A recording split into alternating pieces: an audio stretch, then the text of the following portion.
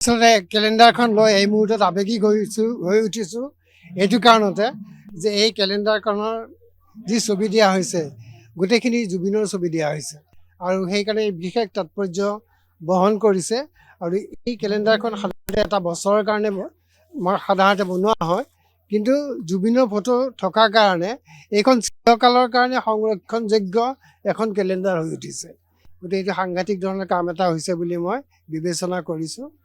Calendar মানে অকল 3 তাৰিখৰ হিচাপেই নহয়, আচলতে কেলেণ্ডাৰ মানে তাৰিখবিলাক দিনবিলাক চোৱাৰ কাৰণে, কিন্তু এই কেলেণ্ডাৰখনে তাতকৈ এটা বেছি ডাঙৰ অৰ্থ বহন কৰিছে।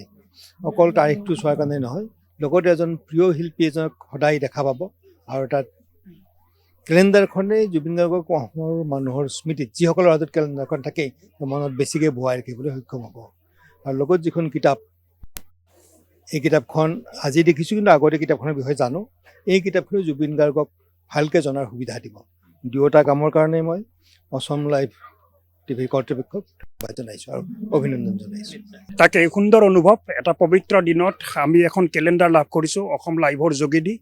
ক'বলৈ গ'লে এয়া এক জাতীয় দায়বদ্ধতাৰ প্ৰকাশ আৰু এখন কেলেণ্ডাৰ মাথো নহয়, 365 দিনতে আমি যেন সামৰি সুতৰি নথওঁ। এইখন এখন সংৰক্ষণযোগ্য কেলেণ্ডাৰ আৰু সেই হিচাপে জাতীয় জীৱনৰ এক ধৰণৰ দলিল বুলিও আমি অভিহিত কৰিব পাৰিম।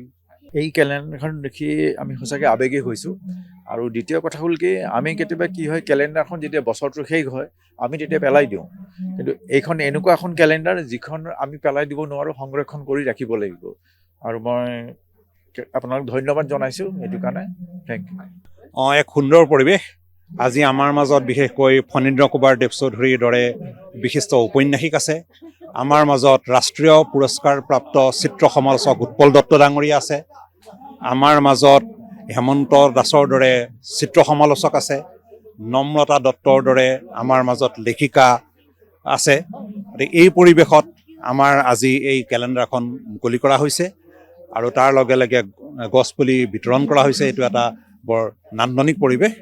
মানে এই কথাটো হ'ল কি, জুবিন গাৰ্গৰ প্ৰিয় আছিল গছপুলি।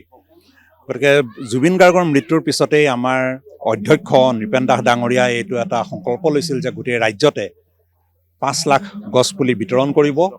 গতিকে এই প্ৰক্ৰিয়াটো যোৱা কিছুদিন নিৰন্তৰভাৱে চলি আছে।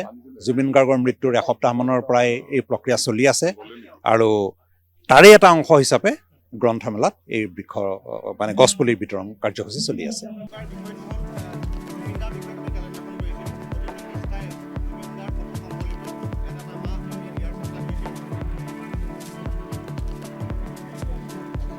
এই গ্ৰন্থমেলাৰ বাকৰি আৰু গ্ৰন্থমেলাৰ বাকৰিত অসম লাইভ 24 যে অস্থায়ী কাৰ্যালয় আছে, অস্থায়ী কাৰ্যালয়ত আজি অসম লাইভ 24ৰ যিখন কেলেণ্ডাৰ, বাৰ্ষিক কেলেণ্ডাৰ, সেই বাৰ্ষিক কেলেণ্ডাৰখন উন্মোচন কৰা হৈছে। অসম লাইভ 24ৰ CMD নৃপেন দাস ডাঙৰীয়া উপস্থিত আছে। তেখেতে নিজ হাতে এই কেলেণ্ডাৰখন উন্মোচন কৰিছে আৰু কেলেণ্ডাৰখন উন্মোচনৰ লগে লগে গছপুলি বিতৰণ কৰা হ'ব।